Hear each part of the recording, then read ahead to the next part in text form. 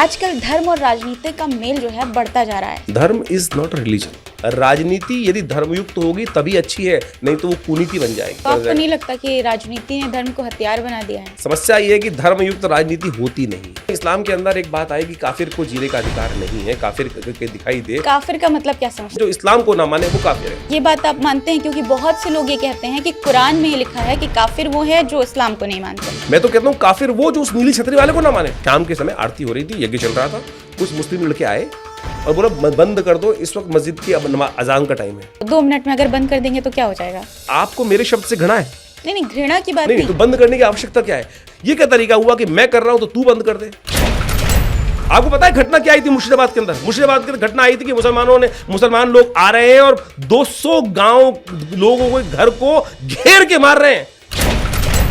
आप सपोर्ट कर रहे हैं मुर्शिदाबाद में हिंदुओं के साथ अत्याचार हो रहा है, वो आप सपोर्ट कर रहे हैं ना उन लोगों को? मैं कहां हिंदू भाई बहने हम भी सपोर्ट करते हैं। मेरे देश की बात है, कहां सपोर्ट कर रहे हैं भाई? देश बिल्कुल सपोर्ट कर रहे हैं। कब मैंने बोला मंदिर को तोड़कर अगर मस्जिद बनाया तो फिर मस्जिद को तोड़कर वापस मंदिर बना देने में फिर क्या डिफरेंस? क्यों नहीं डिफरेंस? आप यही बात कर रहे हो तो आप जेरूसलम में ये बात करना चाहेंगे?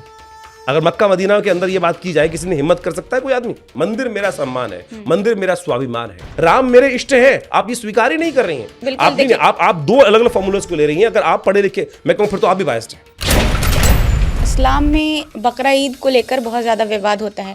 तो अगर हिंदू या सनातन धर्म में देखा जाए तो बलि प्रथा बहुत प्रचलित है कई जगहों पर, तो ये भी तो हत्या ही है ना। तो फिर बकरा ईद पर क्यों इतना बवाल? उस टाइम पर सबको जीव प्रेम क्यों याद आ जाता है? फिर सब बराबर है, हर एक को जीवन जीने का अधिकार है, किसी को मारने का अधिकार है। कई जगहों पर देखा गया है कि जैसे बहुत सारे भगवान को शराब चढ़ाई जाती है। ये गलत बातें बिल्कुल नाकाबिले बर्दाश्त है। कोई एक मुसलमान कुछ भी कर देता है, मान लीजिए एक फिलिस्तीन जहाँ पर बहुत ज्यादा जुल्म हो रहा है, आप मुझे बताइए इस देश के अंदर छोटे अगर कोई उसका झंडा लेकर अभी मैं आपको छोटा सा एग्जांपल दे रहा हूं, आप उठा के देख लीजिए विश्व के सबसे टॉप मोस्ट 60 टेररिस्ट ऑर्गेनाइजेशंस कौन से हैं? हिंदुत्ववादी हिंदू गौरव और हिंदू राष्ट्र की बात करते हैं, तो क्या इसका मतलब मुसलमानों से विरोध है? Welcome to Rami talks unfiltered with Misba. यहाँ ना कोई स्क्रिप्ट है ना सेंसरशिप, बस असली लोग, असली जज्बात और असली कन्वर्सेशंस। बस आप हैं, मैं हूं और वो सवाल जो अक्सर पूछे नहीं जाते लेकिन पूछे जाने चाहिए। और आज का एपिसोड ये सिर्फ बातचीत नहीं, एक टकराव है विचारों का, विश्वास का और उस सच का जो बहस से डरती नहीं है। क्योंकि आज हमारे साथ हैं एक ऐसे मेहमान जो योग को सिर्फ आसमान तक सीमित नहीं मानते, जो मुद्रा विज्ञान को सिर्फ किताबों का ज्ञान नहीं बल्कि जीवन का विज्ञान मानते हैं, जो धर्म, अध्यात्म और राजनीति तीनों के चौराहे पर खड़े होकर सच बोलने की हिम्मत रखते हैं, जिन्हें आप एक ज्योतिषाचार्य कह सकते हैं, एक योगाचार्य कह सकते हैं या फिर एक स्पिरिचुअल वॉरियर, जो टीवी डिबेट्स में तर्क से नहीं तल्क से जीतते हैं। वो शिव, शक्ति और सनातन प्रवक्ता के साथ साथ धर्म गुरु भी हैं और मुद्रा साइंस के आधुनिक आचार्य भी। कभी विवेकानंद नेचर क्योर हॉस्पिटल के संस्थापक तो कभी विवादों में घिरे महायोगी। टीवी डिबेट्स हो या जिंदगी की कोई कड़ी बहस, वो हर जगह एक ही अंदाज में आते हैं, बिना फिल्टर, बिना डर। मैं बात कर रही हूँ आचार्य विक्रमादित्य जी की। तो आज सवाल भी गहरे होंगे और जवाब भी जमीन से जुड़े। हम पूछेंगे धर्म पर राजनीति का बोझ और उस विचारधारा की सच्चाई जिसे अक्सर एक धर्म के प्रेम में कैद कर दिया जाता है। तो तैयार हो जाइए, क्योंकि आज की बातचीत न सिर्फ दिल को छुएगी बल्कि दिमाग को भी झकझोर देगी। सर, बहुत बहुत स्वागत है आपका रामी टॉक्स में। सबसे पहला सवाल कि आजकल धर्म और राजनीति का मेल जो है बढ़ता जा रहा है, सही है ये, जरूरी है, क्या आप सोचते हैं? देखिए, आपने 2 शब्द बोले हैं, धर्म और राजनीति। और भारतीय संस्कृति में धर्मयुक्त कोई भी कार्य होगा तो अच्छा ही होगा। धर्म का मतलब है नियम, धर्म का मतलब है वास्तविक तौर पे कि एक रूल रेगुलेशन के अनुसार से कार्य करना। अधर्म तो नहीं कर रहे। समस्या क्या हो गई कि हमने धर्म को रिलीजन वर्ड के साथ जोड़ दिया है। धर्म इज नॉट रिलीजन। धर्म एक ऐसी चीज है और उसको बड़े व्यापक तौर पे भारतीय संस्कृति में रह के ही समझा जा सकता है। रिलीजन तो बाउंडिंग है कि आपको इसको फॉलो करना है। धर्म और रिलीजन दोनों सेम है, एक इंग्लिश एक हिंदी। नो, आपने जो सिनोनिम वर्ड निकाल दिया है, पर्यायवाची वर्ड निकाल दिया, ये मिस इंटरप्रिटेशन है। धर्म को धारयति धर्मा, संस्कृत में धर्म शब्द निकला है, धारयति, जो धारण किया जाए वो धर्म है। तो धारण किया जाएगा क्या? धारण किया जाएगा सत्य, धारण किया जाएगा अहिंसा, धारण किया जाएगा लोगों की सेवा करने का भाव। हिंदू मुसलमान ये पंथ हो सकते हैं, ये पंथ हो सकते हैं, मेरा पूजा करने की पद्धति हो सकती है, मैं किसी के व्यक्ति के ये, लेकिन धर्म इसको नहीं जोड़ सकते। सनातन धर्म जो है वो ये नहीं कहता कि आप किसी एक की उपासना करें या किसी एक तरह से चलें। धर्म को रिलीजन के साथ जोड़ना यही समस्या हो जाती है। अब आपने कहा धर्म और राजनीति, राजनीति यदि धर्मयुक्त होगी तभी अच्छी है, नहीं तो वो कुनीति बन जाएगी, नहीं तो वो स्थिति बन जाएगी जो जिसको कहा जाता है कि अनैतिकता कार्य हो जाएगा। तो राजनीति में धर्म जब तक नहीं रहेगा, आज समस्या क्या है कि कुछ लोगों ने रिलीजन अगर राजनीति के साथ जुड़ जाएगा तब समस्याएं उत्पन्न होनी शुरू हो जाएंगी, तब वो ओपीएम की तरह काम करना शुरू तो कर देगा। आपको नहीं लगता कि राजनीति ने धर्म को हथियार बना दिया है? नहीं, कुछ लोगों ने अनेक प्रकार से इसको उपयोग करने का रास्ता अपनाया है और उसको वो अपनाते आए हैं। लेकिन यदि धर्म के जानकार वास्तविक तौर पे लोग जो है, जो मैं कहूँगा कि जो सत्संग के हिसाब से चलते हैं लोग, सत्य को जानने वाले लोग हैं, वो इसको वास्तविक तौर पे समझेंगे और उसके अनुसार से कार्य करेंगे। राजनीति कोई गलत चीज़ नहीं है। इस देश की व्यवस्था को, किसी भी संस्था को चलाना है, किसी भी व्यवस्था को चलाना है, किसी भी घर को चलाना है, तो उसके लिए एक नीति फॉलो करनी पड़ेगी। अब वो राजतंत्र है तो राज शब्द जोड़ दिया गया है उसके साथ, तो उसको गंदा ना करें। तो धर्मयुक्त राजनीति यदि हो जाए तो मैं कह रहा हूँ फिर तो सत्य ही सब कुछ जाएगा और सब कुछ अच्छा ही अच्छा होगा, खराब होगा ही नहीं। समस्या ये है कि धर्मयुक्त राजनीति होती नहीं है, कूटनीति युक्त राजनीति हो जाती है, कुनीति युक्त राजनीति हो जाती है। लेकिन धर्मयुक्त राजनीति जिस वक्त जिस धरा में हो जाएगा तब राम राज्य अपने आप स्थापित हो जाएगा। हिंदू मुस्लिम एकता पर क्या विचार हैं आपके? सनातन धर्म से मैं सनातन धर्म संबंध रखता हूँ और सनातन धर्म सिखाता है कि सबका सम्मान करो। सारे धर्म यही सिखाते हैं। बिल्कुल सिखाते हैं, लेकिन लोग नहीं समझते ना। समस्या कोई धर्म कोई पंथ ये नहीं कहता, समस्या वहाँ पर है कि मैं सनातन धर्म हूँ तो मुझे तो यही सिखाया गया कण कण में परमात्मा है। परमात्मा को मानो तब भी अच्छी बात है, ना मानो तब भी अच्छी बात है, लेकिन मानव तो बनो। मानव बनना सिखाता है जो भी पंथ, जो भी चीजें, जो भी व्यवस्थाएं, जो शिक्षा मानव बनना सिखाए वही वास्तविक तौर पर सत्य है, उसके अलावा कुछ सत्य नहीं है। वो व्यक्ति को जीवन देना सिखाए, किसी का जीवन लेना ना सिखाए, वो वास्तविक तौर पर हमें समझ में आना चाहिए। आज समस्या क्या हो गई है, कुछ लोगों ने अपने फायदे के लिए लोगों का जीवन लेना शुरू कर दिया है और उसको धर्म के साथ, रिलीजन के साथ, पंथ के साथ, मत के साथ जोड़ देते हैं और फिर वो कहते हैं कि मेरा मत ये है। कोई मत, कोई धर्म ऐसा नहीं हो सकता कि जो किसी की गर्दन काटने को जायज कहे, और जो कह रहा है फिर वहां गलत है और उसका विरोध किया जाना चाहिए। मानवता के कारण उसका विरोध किया जाना चाहिए। दोनों धर्म का सेम है। अगर आप ये बोल रहे हैं कि अगर कोई धर्म, अगर इस्लाम को ले लें, अगर आप ये कह रहे हैं कि इस्लाम हम इस्लाम की बात कर रहे हैं, हम या किसी भी धर्म बात कर रहे हैं, तो हमको समझना पड़ेगा व्यापक तौर पर। गर्दन से क्या मतलब है आपका? कौन सा धर्म ये सिखाता है गर्दन? बहुत सारे लोग सिखाते हैं। आज की तारीख में हर जगह जो बात चल रही है, कई जगह मिस इंटरप्रिटेशन के तौर पे उस बात को आती है। मैं कहता हूँ इस्लाम के अंदर एक बात आएगी, काफिर को जीने का अधिकार नहीं है। काफिर के दिखाई दे, काफिर का मतलब क्या समझते हैं? मैं वही समझाने की कोशिश कर रहा हूँ। मैं जो समझता हूँ काफिर वो जो उस ऊपर वाले को ना माने, लेकिन कुछ लोगों ने स्पेसिफिकली कर दिया जो इस्लाम को ना माने वो काफिर है। यहाँ मिस इंटरप्रिटेशन है, यहाँ हमको समझाना पड़ेगा। वो जो मिस इंटरप्रिटेशन है, इस बात को समझना पड़ेगा। ये बात आप मानते हैं? क्योंकि बहुत से लोग ये कहते हैं कि कुरान में ये लिखा है कि काफिर वो है जो इस्लाम को नहीं मानते। मैं तो कहता हूं काफिर वो जो उस नीली छतरी वाले को ना माने, उस नीली छतरी वाले की सत्ता जो ना माने वो काफिर है। लेकिन मैं तब भी कहूंगा उसकी गर्दन का अधिकार भी मुझे नहीं है, उसको ही है, वही करेगा न्याय। हम बीच में क्यों बने? हम बीच में तथाकथित तौर पर बीच में उपस्थित हो रहे हैं, अगर जाके घुस रहे हैं कि नहीं हम गर्दन, हम कौन है भाई? हम कौन सा गर्दन किसी ना, जब हम किसी की गर्दन की व्यवस्था हम क्यों करें? इस बात को हमको स्वीकार करना पड़ेगा। नहीं तो क्या होगा कि ये जीवन जीने का अधिकार उस परमात्मा ने दिया है और जीवन लेने का अधिकार भी उस परमात्मा के पास है। उसके नुमाइंदा बनकर कोई भी अगर इस धरा पर बैठता है और कहता है कि मैं आपको जीवन जीने का अधिकार देता हूं या उसका आपके जीवन लेने का अधिकार देता हूं, मैं कह रहा हूं उसका विरोध होना चाहिए और हर मानव को उसका विरोध करना चाहिए। जीव, कोई भी जीव हो, किसी भी जीव को, मैं कहूँगा एक छोटा सा एक जीव जंतु भी है, उसकी भी हत्या नहीं करनी चाहिए हमको। लेकिन इस्लाम में बकरा ईद को लेकर बहुत ज़्यादा विवाद होता है। तो अगर हिंदू या सनातन धर्म में देखा जाए तो बलि प्रथा बहुत प्रचलित है कई जगहों पर, तो ये भी तो हत्या ही है ना। तो फिर बकरा ईद पर क्यों इतना बवाल? उस टाइम पर सबको जीव प्रेम क्यों याद आ जाता है? फिर मिडिवल एज में हम नहीं रह रहे हैं। क्या हुआ, हम आज से करीब 100 साल 500 साल पहले 1000 साल पहले किस प्रकार के रूल्स बने, क्या थी उस वक्त व्यवस्थाएं, उस वक्त कितना अधिकार था किसको था। लेकिन मेरा सनातन धर्म, मैं कहूँगा मेरे सनातन धर्म के अंदर इस बात को समझाया गया है कि जीव की हत्या नहीं होनी चाहिए, जीव की रक्षा होनी चाहिए। लेकिन कुछ मिस इंटरप्रिटेशन हमारे यहाँ हुई और उसके बाद लोगों ने इस प्रकार का कार्य बलि व्यवस्था आरंभ कर दी। लेकिन बलि की वास्तविक तौर पर समझोगे तो वहाँ क्या कहा गया है कि पंच मकारों की जो आहुति देगा वो देवता बन जाएगा। पंच मकार का सीधा सीधा अर्थ, मिस इंटरप्रिटेशन, अभी आपने काफी शब्द मिस इंटरप्रिटेशन किया ना, ऐसा ही मिस इंटरप्रिटेशन हर जगह है। पंच मकार का अर्थ है पांच 5 माँ जो हो सकते हैं, मत्स्य, मांस, महिष, मदिरा, इन प्रकार को 5 मकार कहा जाता है। लेकिन शास्त्रोक्त दृष्टिकोण से इन पंच मकारों के बारे में कहा गया काम, क्रोध, मद, लोभ। मछली का मतलब है लोभ, लोभ की बलि दो। महिष का अर्थ है गुस्सा, क्रोध। महिष, अगर बकरा देखे, 2 बकरे देखेंगे तो बकरों की लड़ाई होती है ना, सिर फोड़ फोड़ के आपस में मर जाते हैं। महिष यानी अहंकार। सांड जो बेसिकली जो भैंसा है वो अहंकार का प्रतीक है। अगर रेलवे लाइन के आगे आ जाएगा तो हिटेगा नहीं, कट जाएगा।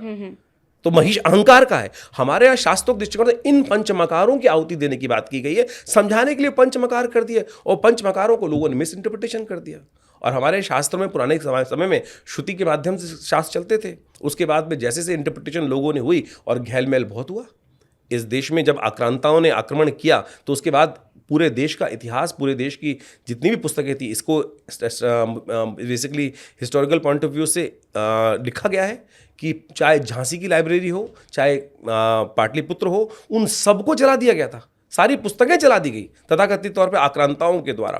तो इस बात को हमें समझ में आना चाहिए कि श्रुति के माध्यम से जो चीज़ें इंटरप्रिटेशन गई उनको दोबारा पुनर्लेखन किया गया और उसके बाद लोगों ने अपने अनुसार से उन चीज़ों को कहा। लेकिन मैं कहूँगा कहीं भी इधर चाहे उधर, चाहे विश्व के किसी भी कोने में अगर कोई मिस इंटरप्रिटेशन है तो आज हम 21वीं सदी में जा रहे हैं। जीवन को ऐसे चीज़ में ले जाने का प्रयास करें कि भाई सब बराबर है, हर एक को जीवन जीने का अधिकार है, किसी को मारने का अधिकार नहीं। मदिरा मतलब शराब। तो कई जगहों पर देखा गया है कि जैसे बहुत सारे भगवान को शराब चढ़ाई जाती है, कई वीडियोस में मैंने देखा। तो क्या उसका क्या है फिर? देखिए, ये जो मिस इंटरप्रिटेशन मैंने कहा, मैं इसका बहुत डिटेल में मैं कहूँगा इसके ऊपर एक अलग से एपिसोड बनाइएगा, उसमें आपको समझ में आएगा। अगर इतिहास को आप देखें, आज से 5000 साल पहले का इतिहास यदि हम वर्णन करें तो कहा जाता है कि भगवान कृष्ण के जाने के बाद इस पूरे की पूरी धरा पर भीलों का राज्य हो गया था। यानी जो अनकल्चर्ड लोग थे, जो गांव, जो बेसिकली जंगली थे, उनका राज्य हुआ और उन्होंने ये सारे धर्म के अंदर घेलमेल किया और 2500 तक वर्ष का इतिहास हमारे पास से नहीं मिलता है। उसके बाद ऐसी घेलमेल हुई कि धर्म के अंदर बहुत सारी कुरीतियां आनी शुरू हो गई। तो उसके बाद से बलि प्रथाएं, ये प्रथाएं, ओझा जैसे सिस्टम, आप सोचो ना कि वो जो झाड़ फूंक, ये वो फलाना धमका, इतनी परिष्कृत संस्कृति रही होगी और उसके बाद से स्थिति ऐसी हुई। मतलब ये जो मिस इंटरप्रिटेशन से पूरी, मतलब ये सारी बलि और ये ओझा वाली चीजें और ये सब सनातन धर्म का हिस्सा नहीं है। सनातन धर्म के अंदर पूरी तरह से इनका विरोध किया जाना चाहिए। ये गलत बातें बिल्कुल नाकाबिले बर्दाश्त हैं और इनको बिल्कुल शास्त्र में कहीं स्थान नहीं दिया गया। विरोध कौन करेगा? आप जैसे लोग करेंगे। हम जैसे लोग विरोध करते हैं। तो क्यों उतरते नहीं है सड़कों पर विरोध करने? विरोध कर रहे हैं, हाई कोर्ट्स में उसके ऊपर अपील है और सब जगह बंद हो चुका है। आप मान के चलें जितने भी बड़े बड़े धर्मस्थल हैं उन सब जगहों से मैं कहूँगा 99% सिस्टम बंद हो चुका है। इस प्रकार का बलि व्यवस्थाओं का जो सिस्टम है बिल्कुल बंद हो चुका और हमको हर एक को सिखाने का प्रयास किया जाना चाहिए। अभी मैं कुछ दिन पहले किताब पढ़ रहा था और उसके अंदर एक बड़ी विचित्र स्थिति होगी। क्रिश्चियनिटी के अंदर ये व्यवस्था डाली गई कि क्या हुआ कि उसको इंटरप्रिटेशन आप समझें कि मैंने कोई गलत काम किया। हमारा शास्त्र कहता है अवश्य में वो भुक्तव्यं कृतं कर्म शुभाशुभम। जो मैंने सनातन में बचपन से पढ़ा तो हमारा शास्त्र में कहा गया कि आप कोई भी गलत काम करोगे उसको आपको भोगना पड़ेगा। लेकिन क्रिश्चियनिटी के अंदर एक बात रखी गई इस प्रकार से कि अगर आपने कोई गलत काम किया है तो आपके वो कर्म का भोग कोई और भोग सकता है। तो उन्होंने भेड़ को बीच में ला दिया कि यानी भेड़ की बलि दे देते हैं और भेड़। तो कुछ लोगों ने उस वक्त ऑब्जेक्शन उठाया कि भाई भेड़ तो कुछ बड़ी हो गई होगी, उसने जो कुछ गलत काम किया होगा उसको कौन भोगेगा। तो उन्होंने ला दिया कि एक नन्ना मेमना जो बिल्कुल पैदाइश था उसकी बलि देने की व्यवस्था उन्होंने बना दी कि उसने तो कोई गलती नहीं की होगी और मैं सारा का सारा कर्म उसको, यानी आपके अपने दायित्व को। कैसा मिस इंटरप्रिटेशन है? ऐसी भावनाएं अगर किसी शास्त्र के अंदर, किसी धर्म के अंदर डाल दी गई हैं तो क्या आज वो बदलना नहीं चाहिए? क्या रूढ़िवादी परंपराएं? मैं उन रूढ़िवादी परंपराओं का विरोध करने की आवश्यकता है। कुछ लोग आज भी उसी चीज पे अड़े हुए हैं। तो इसका पूरा विरोध किया जाना चाहिए। मैं कहूँ मानव की बात करो, मानवता की बात करो। हम मानवता की बात नहीं कर रहे हैं, ना पढ़ना चाह रहे हैं। और मैं कह रहा हूँ जितने पढ़े लिखे लोग वो इसका विरोध करेंगे, समझेंगे। लेकिन कुछ लोग हैं, आज हमने अपनी बागडोर, मैं कहूँगा अगर इस्लाम की बात करूँ तो उस परवरदिगार का जो धर्म है वो अलग है, मुल्ला का धर्म अलग है। इसी प्रकार से हमारे यहाँ कुछ गांव में चले जाओ, गांव का जो पुजारी होगा वो एक अलग इंटरप्रिटेशन कर रहा होगा, और एक बड़े अच्छे आचार्य के पास जाओगे जो अच्छा पढ़ा लिखा पंडित है, वो ऐसी कुरीतियों का विरोध करेगा। तो आज सारी की सारी समस्या वहां आ रही है कि जिन्होंने अपना अध्ययन, स्व अध्ययन नहीं किया है, और वो अपने परिकर को, पूंछ को बड़ा करने के लिए इस प्रकार के लोगों को भेड़ चाल बना रहे हैं। जिहाद अक्सर बहुत चर्चा में रहता है। जिहादी मतलब कुछ भी होगा, कोई चूज जिहाद, ये जिहाद, वो जिहाद। तो जिहाद से आप क्या समझते हैं, क्या है जिहाद? अभी कल हम लोग पॉडकास्ट कर रहे थे तो एक वर्ड मुसलमान जिहाद, तो क्या है ये सारा चीज़ें? जिहाद, जिहाद ऐसे तो हिंदू भी जिहादी हो सकते हैं, क्योंकि जिहाद का जो मतलब है ना वो ये बताता है कि आप खुद को ठीक करें। सिर्फ युद्ध से जिहाद का मतलब नहीं होता है। तो क्यों ये वर्ड हमेशा आपने बड़ा अच्छा इंटरप्रिटेशन दिया। जिस प्रकार से आपका नाम है वही उसका अर्थ होता है लाइट देना। मिसबा का अर्थ है प्रकाश, प्रकाश, लैम्प। तो अगर आप ये वाली जो बात कर रही हैं, अगर पूरे भारत में अगर सबको समझाना शुरू कर दें तो मैं कहूँगा एक नया ज्ञान का उदय होगा। लेकिन समस्या क्या है कि आज जो लोग पढ़कर आ रहे हैं, खबरें कहाँ से उठती हैं? अभी आप कुछ दिन पहले गाजियाबाद के अंदर एक केस हुआ जिसके अंदर वो जो 2 लड़के थे वो क्या कर रहे थे, जूस के अंदर यूरिन मिला के बेच रहे थे। ठीक है ना, कहाँ से आ गया? एडल्ट्रेशन। चलो एडल्ट्रेशन कोई भी कर सकता है पैसे कमाने के लिए, पानी मिला देगा, नाले का पानी मिला देगा, गंदा पानी मिला देगा। लेकिन मूत्र, सोचें, लंदन में एक केस हुआ, मैं कहूँ भारत में नहीं, लंदन में एक केस हुआ, और पूरे के पूरे वर्ल्ड में वो हिस्ट्री में लिखा हुआ है कि कुछ वर्ष पूर्व एक रेस्टोरेंट के अंदर एक इस्लामिक ब्रदर्स ने रेस्टोरेंट खोला और उसके अंदर वो खाने में विष्ठा मिला के खिला रहे थे। सोचो, मतलब आप माने कि वेस्ट, ह्यूमन वेस्ट मिला के खिला रहे थे। जब लोग बीमार होने शुरू हुए, लंदन पुलिस ने जाके इन्वेस्टिगेशन करी कौन लोगों ने कहाँ खाना खाया था, तब पता चला कि वो मुस्लिम रेस्टोरेंट के अंदर वो खाना खिलाया जा रहा था। देखिए, ऐसे लोग जो होते हैं वो मुसलमान नहीं हैं। जो नाम निकल के आ रहा है सामने लाओ ना। मैं कह रहा हूं ऐसे लोगों की सपोर्ट क्यों कही जाए? ऐसे लोगों को इस्लाम के मैं कह रहा हूं ऐसे लोगों का विरोध किया जाना चाहिए। आप मुझे बताइए कि अगर मेरे यहाँ एक सबसे बड़ा राक्षस हुआ, हमारी भारतीय संस्कृति में एक सबसे बड़ा राक्षस हुआ जिसका नाम था रावण। रावण हुआ जिसका नाम रावण था, अब मेरे ही गोत्र का था। हमारे यहाँ वंश परंपरा है ना, मेरे जो गोत्र है पलुस्त गोत्र के अंतर्गत हम आते हैं आदि, और पलुस्त गोत्र के अंदर ही वो उनका जन्म हुआ। ब्राह्मण था और मेरे ही गोत्र में थे। हमारा निकास बिसरक गांव से है। बिसरक गांव उनके विशिष्टवाद गांव माना जाता है गाजियाबाद के पीछे, और वहां से उनका हमारा निकास माना जाता है। राम जी ने रावण की उस गलत आतताई की, उसको संहार किया उसका। तो क्या आज ब्राह्मण, मेरे जैसे ब्राह्मण कुल, आज हम 9 लाख वर्ष हो चुके, हमारी गणनाओं के अनुसार से 9 लाख वर्ष पूर्व रावण को संहार किया गया था। आज भी हम हर वर्ष उस दशहरे के दिन जाकर रावण का संहार करते हैं, रावण को जला के आते हैं। कारण क्या है कि एक बार किसी ने गलत काम किया तो उसका संपूर्ण तिरस्कार होना चाहिए। उसका संपूर्ण तिरस्कार नहीं करेंगे, यदि उसके पीछे जाके खड़े हो जाएंगे, उसको संरक्षण देने का शुरू कर देंगे, तो फिर आतताई को हम संरक्षण दे रहे हैं और पूरा समाज आतताई होगा। तो इस बात को हमको समझना पड़ेगा। तो आज ये बहुत आवश्यक है कि जिहाद जो शब्द आ रहा है, जिसका इंटरप्रिटेशन पूरे समाज में उपस्थित किया जा रहा है, चाहे वो ऑर्गेनाइज वे में। आप मुझे बताइए कि भारत में लोकतंत्र है, बिल्कुल, और लोकतंत्र के अंदर मैं कहूँगा कि सबको जीने का अधिकार है, सबको खाना मिलना चाहिए। अगर कोई आज मुसलमान ये कहता है कि मुझे कोरोना वैक्सीन नहीं मिली, या कोई मुसलमान ये कहे कि मुझे रोड पे चलने नहीं दे रहा, या हिंदू कोई किसी का विरोध करना चाहता है मुसलमान का कि रोड पे चलने नहीं दूंगा, मैं कह रहा हूँ कोर्ट में ले जाना चाहिए, कोर्ट में ले जाना चाहिए। लेकिन समस्याएं है ना। मैं आपको बचपन की घटना बताता हूँ। मैं एक खुरेजी क्षेत्र में रहता हूँ, हमारा आश्रम है, मंदिर है, और मंदिर के अंदर 97 के आसपास की बात है, मैं 15-20 साल का रहूँगा, और शाम के समय आरती हो रही थी, यज्ञ चल रहा था। कुछ मुस्लिम लड़के आए और बोला बंद कर दो, इस वक्त मस्जिद की अब अजान का टाइम है, मस्जिद की अजान का टाइम है, आपको ये जो इस वक्त हवन कर रहे हो आप, माइक चल रहा है, इसको बंद कर दो। मैं खुद बता रहा हूँ, मेरे अपने आश्रम का एग्जांपल दे रहा हूँ, मेरे साथ घटना घटी। मैं मेरे 20 साल का, अगर बोल दिया बंद कर दो, 2 मिनट में अगर बंद कर देंगे तो क्या हो जाएगा? मैडम, अगर मैं आरती कर रहा हूँ उस टाइम पर, अगर आरती के अलावा अगर ऐसे मतलब मैं बताऊँ ना, नहीं सुनिए, ये बंद करने का आवश्यकता क्या? आप मुझे वो बताओ कि आपको मेरे शब्द से घृणा है? नहीं, घृणा की बात नहीं, तो बंद करने की आवश्यकता क्या है? मैं अपने शब्दों में खुदा का नाम ले रहा हूं, आप अपने शब्दों में खुदा का नाम ले रहे हो, तो आनंद तो आपको मेरे शब्दों में आना चाहिए, मेरे शब्दों से आपको, आपके शब्दों से मुझे आनंद आना चाहिए। ये क्या तरीका हुआ कि मैं कर रहा हूं तो तू बंद कर दे, तू बंद कर। अगर 4 गाड़ियां आपस में चल रही हैं तो उन दो सबके हॉर्न, सबके गंतव्य अलग अलग है ना। ये जो इंटरप्रिटेशन है कि मेरा रास्ता ठीक है, तेरा रास्ता गलत है, अरे सबसे बढ़िया मैं तो कहूं कि एक तरफ से अजान का शोर आ रहा हो, एक तरफ से उस मंदिर की घंटी का नाद उठ रहा हो, तो वो दोनों के दोनों का आनंद लेना। देखिए ये बात आपने अच्छी कही, ठीक है, एक तरफ अजान, दूसरी तरफ मंदिर की घंटी। लेकिन आपने देखा कि कई जगह पर जुलूस निकलता है, निकाले जाते हैं नवरात्रि के मौके पर, और कई ऐसे मौके होते हैं, और वो लोग मस्जिद के सामने, स्पेशली मस्जिद के सामने जाते हैं, और आपत्तिजनक, बिल्कुल मतलब आप सोच नहीं सकते, एक तरह से आप कहें कि गाली से भी वो बुरी शब्द होते हैं, जिसका वो लोग लगाकर उसको प्ले करके और वहां पे डांस करते हैं, और बाकायदा हथियार के साथ।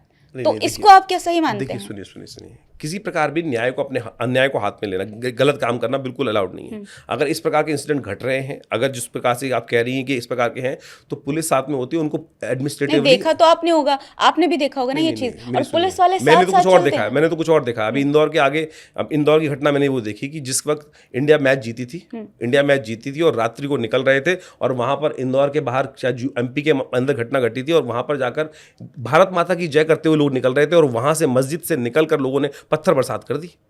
क्या था वो? लेकिन कहा वो वहां पर बोला जा रहा था ना कि वो मोटरसाइकिल से लोग निकल रहे थे, मस्जिद में घुसने की कोशिश की, पथराव किया, ये भी मिसइंटरप्रिटेशंस हैं। अगर वहां पर पुलिस की जरूरत है, ऐसे अगर माने तो फिर दोनों बातें, यही तो समस्या है ना कि हम ये करना, हम इसको मिसइंटरप्रिटेशन के तौर पर लोग तो ये भी कहते हैं कि पुलिस वाले दबाव में काम कर रहे हैं, बहुत सारे लोगों ने खुद कहा। देखिए सुनिए, पुलिस वाले दबाव में काम करते हैं, लेकिन कुछ ना कुछ रिपोर्ट सामने तो आएंगी, चीजें सामने आएंगी ना। बिना धुएं के कोई कहीं स्थिति होती है तो सत्य सामने हो रहा है, लगातार घटनाएं घट रही हैं, और लगातार ये व्यवस्थाएं चल रही हैं, पूरे देश में घटनाएं घटने चल रही हैं।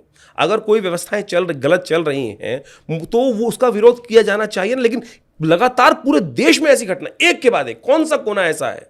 मुशीराबाद आपके सामने अभी एग्जांपल है। अरे भाई, बांग्लादेश में बदतमीजी हो रही है और वहां पर प्रदर्शन हो रहा है, हिंदुओं को घेर घेर के मारा जा रहा है। कौन? मैं कह रहा हूं मुसलमान नहीं कर रहा, राजनीतिक तौर पे अपने फायदे उठाने के लिए वहां की जो सरकार है, वहां के जो लोग हैं, इस प्रकार का उपयोग करते आ रहे हैं। हमको ये समझना चाहिए। और मैं कह रहा हूं जो भी इस देश के अंदर राजनीति नहीं करता है, वो मतलब आप मानते हैं राजनीति जो है वो दंगे करा रही है, प्योरली राजनीति को उपयोग किया जा रहा है। आम आदमी को क्या मतलब? आम आदमी बेचारा जीवन जीना चाहता है, बच्चों को खिलाना चाहता है, लेकिन पढ़ाई नहीं कराई जा रही।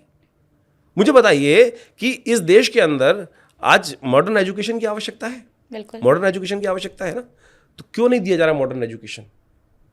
मदरसों में आज जबरदस्ती बच्चों को पढ़ाने के लिए भेजा जा रहा है। नहीं, मदरसों में भी पढ़ाई हो रही है आजकल, इंग्लिश, उर्दू, मैं आपको एग्जांपल दे देता हूं कि बिहार के अंदर अभी मदरसे के अंदर नेट पे चले जाइए, नेट के अंदर बिहार गवर्नमेंट के अंदर एक किताब है जो पाकिस्तान में छपी हुई किताब है, और उसके अंदर साफ साफ लिखा है काफिरों को मारो। मैं आपको निकाल देता हूँ, इंटरप्रेट देता हूँ, मेरे पास रिकॉर्ड है पूरा पूरा कि कब कौन सी जगह वहाँ किताब छपी और वो किताब किसने लिखी है। तो जैसा कि आपने कहा, अगर आपकी ये बात माने, हाँ, तो हर धर्म में अच्छे बुरे लोग होते हैं और जाहिल लोग भी होते हैं, तो इसी तरह से ये मना करना चाहिए ना। अगर आप पढ़ी लिखी हैं मिसबा खान जी, तो आपको इस बात का विरोध करना चाहिए ना। हम मानने को तैयार नहीं है, हम मानने को तैयार नहीं कि गलत है। मैंने माना कि रावण ने गलती करी, मैंने माना रावण ने गलती करी और रावण की हत्या होनी चाहिए थी, रावण को का संगार हुआ। रावण अगर मुसलमान ये माने कि काफिरों को मार देना चाहिए, अगर ये माने, अगर वो काफिर नॉन मुस्लिम मतलब हिंदू या किसी को भी समझे, तो फिर हर दिन कोई ना कोई किसी ना किसी को मारता है। पूरे विश्व में हो रहा है ना, तो कैसे हो रहा है? मतलब आप मुझे बताइए, जर्मनी में एक आदमी बस लेके चला जाता है और कुछ कुचल देता है, फ्रांस के अंदर इस प्रकार की घटना घट जाती है। क्यों इतना रेस्टलेस क्यों है भाई? कौन करा रहा है इतना रेस्टलेस? आम आदमी रेस्टलेस नहीं होता है, रेस्टलेस कराया जा रहा है तथाकथित तौर पर उस कट्टरपंथी व्यक्ति ने जो अपने धर्म को ही सर्वोपरि मान रहा है, बाकी किसी को जीने का अधिकार नहीं दे रहा। इस बात को हमें स्वीकार करना चाहिए। अगर आप जैसी मिसबा जी पढ़ी लिखी जो व्यक्ति हैं, जिन्होंने जर्नलिज्म में काम किया है, पढ़ी लिखी हो, और अगर वो इस बात को मान के तैयार नहीं, तो मुझे बड़ा दुख होता है। नहीं, मैं गलत चीजों को मैं बिल्कुल मुझे बताइए ना, मुझे बताइए 99% जो लोग पकड़े जा रहे हैं पूरे वर्ल्ड वाइड में, पूरे विश्व में जो घटनाएं घट रही हैं, आप उठा के देख लीजिए विश्व के सबसे टॉप मोस्ट 60 टेररिस्ट ऑर्गेनाइजेशंस कौन से हैं, किसी और धर्म के नाम के नाम। अगर मुसलमान देश से आ रहे हैं आतंकी, तो जाहिर है वो मुस्लिम क्यों आ रहे भाई? क्यों आ रहे हैं? इतनी रेस्टलेस क्यों? किस बात के लिए रेस्टलेस? खाने को नहीं मिल रहा, पीने को नहीं मिल रहा, जीवन जीने को नहीं मिल रहा, आज मेडिकल लाइन के अंदर नहीं मिल रहा। क्या सिस्टम नहीं मिल रहा? कौन सिखा रहा है? कौन पढ़ा रहा है? क्या दिक्कत? मुझे बताओ ना, दिक्कत क्या है? किसी दूसरे व्यक्ति को सांस लेने का अधिकार नहीं है क्या? ये जो जबरदस्ती हम जो अपने आप सेल्फ पुलिसिंग करनी शुरू कर दिया है कि नहीं, ये जो सेल्फ पुलिसिंग है ना कि मैंने जो माना, मैंने जो लिखा वही जो बात की गई। अरे नहीं, उस खुदा ने, नील छतरी वाले ने तो कहा कि भाई जियो और जीने दो, आपने पड़ोसी को भाई मानो, दोस्त मानो। लेकिन उन तथाकथित मुल्लाओं ने, मैं कहूंगा साफ करूंगा, जिनका कोई धर्म, जिनका कोई खुदा से वास्ता नहीं है, वो केवल अपनी उस मूंछ को बड़ा करने के लिए, अपने पैसे कमाने के लिए लोगों को जबरदस्ती हलाल मरवा रहे हैं, जबरदस्ती मरवा रहे हैं लोग। इस बात को हमको विरोध करना चाहिए पुरजोर तरीके से। आज पढ़े लिखे समाज को, मेरे भी बचपन से मुसलमान दोस्त रहे, मैं भी उनके साथ जाके बैठता हूं, खाता हूं, पीता हूं, कोई दिक्कत नहीं है, कतई कोई दिक्कत नहीं, मेरे अच्छे खासे। लेकिन आज समाज में ऐसी स्थिति बन गई है कि कुछ लोग तथाकथित तौर पर आज ब्रेन वॉश कर रहे हैं लोगों का। और कैसे आप किसी की हत्या करने चल दोगे? मुझे बताइए, कैसे किसी की हत्या करने चल दोगे? आप मुझे बताओ, आपको जीवन से प्यार लगता है? हल्की सी अगर एक आंच लग जाए तो आपको दर्द होता है, आपके बच्चे को, आपके पिताजी को, माताजी को हल्का सा लग जाए, और कैसे वो पूरे का पूरा बम फिदाइन दस्तों को बनाकर उड़ाने के लिए बात कर दी जाती है। कैसे ब्रेन वॉश किया जा रहा है? सामने घटनाएं घट रही हैं, उसका विरोध क्यों नहीं करोगे भाई? जो मरने वाला है, चाहे ईसाई है, चाहे किसी और धर्म का है, चाहे हिंदू धर्म का है, कैसे आपका दिल नहीं रोता क्या? जो कर रहे हैं वो गलत है, उसका पूरा विरोध किया जाना चाहिए। और इस बात को हमें स्वीकार करना चाहिए कि एक ही जो मान्यता को मानने वाले लोग उसके अंदर सबसे ज्यादा सम्मिलित है। क्यों है? ये सबसे बड़ा प्रश्न है। देखिए, आतंकवाद का विरोध तो वो इस्लाम किस लिए आतंकवाद भाई? किस लिए? ये आतंकवाद नहीं है, ये आतंकवाद नहीं है। ये मैं कहूंगा, ये आतंकवाद केवल आतंकवाद रेवोल्यूशन के बात कर रहे हैं। ये जघन्य अपराध है, ये मानवता के ऊपर सबसे ज्यादा। इसको हम कह देते हैं कि भटके हुए लोग नहीं, भटकाया जा रहा है। आप मुझे बताइए, क्या स्त्री को जीवन जीने का अधिकार नहीं? बिल्कुल है। तो आप मुझे बताइए, और मुझे समझ नहीं आ रही, आप तो स्त्री हैं, आपको तो एक रोशनी बननी चाहिए, आपका नाम जो रोशनी है। आप मुझे बताइए ना, कैसे, किस प्रकार से आज व्यवस्था बना दी जा रही है कि नहीं, स्त्री को किस प्रकार की जो स्थिति बचा दी गई। आज भैया आज यूएई बदल रहा है भाई, यूएई बदल रहा है आज। तो भारत नहीं बदल रहा है? भारत बदल रहा है, लेकिन कुछ लोग हैं जो भारत को पीछे खींच रहे हैं, विश्व को पीछे खींच रहे हैं। दोनों तरफ हैं। बिल्कुल, पूरी तरह से उनका विरोध करिए, जो बदतमीजी करे। आज मुझे बताइए, एक होड़ सी लग गई है कि बच्चे पैदा करने। उसी तरफ से भी ऑफर आ रहा है कि 51,000 रुपए देंगे तीसरे बच्चे पे। अरे भाई, तो गलत है ना। मैं कह रहा हूं बिल्कुल विरोध किया जाना चाहिए, लेकिन स्थिति समझे। मैं आपको एग्जांपल दे रहा हूं, हिंदुस्तान की बात छोड़ दो, सबसे ज्यादा इस वक्त सबसे ज्यादा शांति प्रिय लोग कहां के? मैं आज से 50 साल पहले की बात नहीं कर रहा हूं, जापान के। जापान के अंदर डाटा अवेलेबल है कि 2010 के अंदर कि वहां पर 2010 से लेकर 2020 के बीच में जो वहां पर पॉपुलेशन बढ़ी, मुस्लिम पॉपुलेशन 210% बढ़ी। Can you imagine? 210%, 210% से ऊपर एकदम पॉपुलेशन में राइज हो रहा है। क्यों कराया जा रहा है? ये जबरदस्ती वास्तविक तौर पर एक ऐसा ब्रेन वॉश किया जा रहा है कि भाई तुम जबरदस्ती अपनी संख्या को बढ़ाओ और उसके बाद विश्व की अर्थव्यवस्था, विश्व की राजनीतिक पटल पर अपना कब्जा करना है। ऐसे कभी कब्जे होते हैं? ऐसे कभी कब्जे होते हैं? ये तो आप खुद सोचो, पढ़े लिखे व्यक्ति हो, उन लोगों को पढ़ने, जिन लोगों को, जो जहां जिस प्रकार के लोग मेंटेलिटी है, वहां वो उस प्रकार के, मैं कहूंगा हमारे हिंदू समाज के अंदर भी अगर इस प्रकार के लोग बैठे होंगे तो वो जहर घोल देंगे। तो आज हमें मॉडर्न समय के साथ चलना चाहिए, और जो भी गलत, जहां भी गलत हो रहा है, उनका पूरा विरोध किया जाना चाहिए।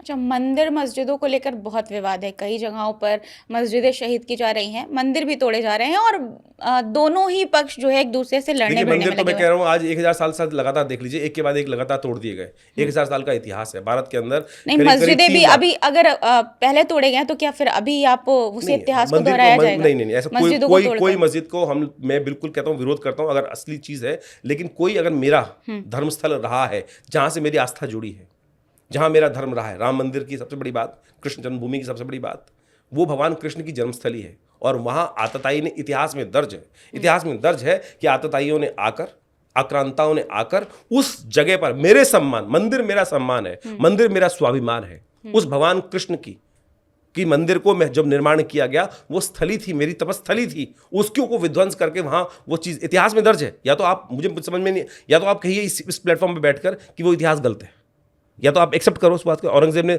उन धर्मस्थलों को तोड़ा कि नहीं तोड़ा? अगर औरंगजेब ने तोड़ा तो आप लोग मतलब अगर इधर मैं साइड तो कह देखा रहा हूँ जाए तो तोड़ रहे हैं आपको पहल करनी चाहिए कि अगर आपके धर्मस्थलों को तोड़ा गया, मेरे घर की बात होती है, मैं कहता हूँ छोड़ दीजिए बात, मेरे घर की बात होती है। बाबरी मस्जिद की अगर बात करें बाबरी तो मस्जिद वास्तविक तौर पर इतिहास में दर्ज है, इसके ऊपर फैक्ट्स अवेलेबल है। तोड़ा मैं मानती हूँ, एक मुसलमान एक बादशाह ने अगर तोड़कर मंदिर को तोड़कर अगर मस्जिद बनाया तो फिर मस्जिद को तोड़कर वापस मंदिर बना देने में फिर क्या डिफरेंस? क्यों नहीं डिफरेंस, क्यों नहीं? आप यही बात कर रहे हो तो आप जेरूसलम में ये बात करना चाहेंगे? अगर मक्का मदीना के अंदर ये बात की जाए, किसी ने हिम्मत कर सकता है कोई आदमी?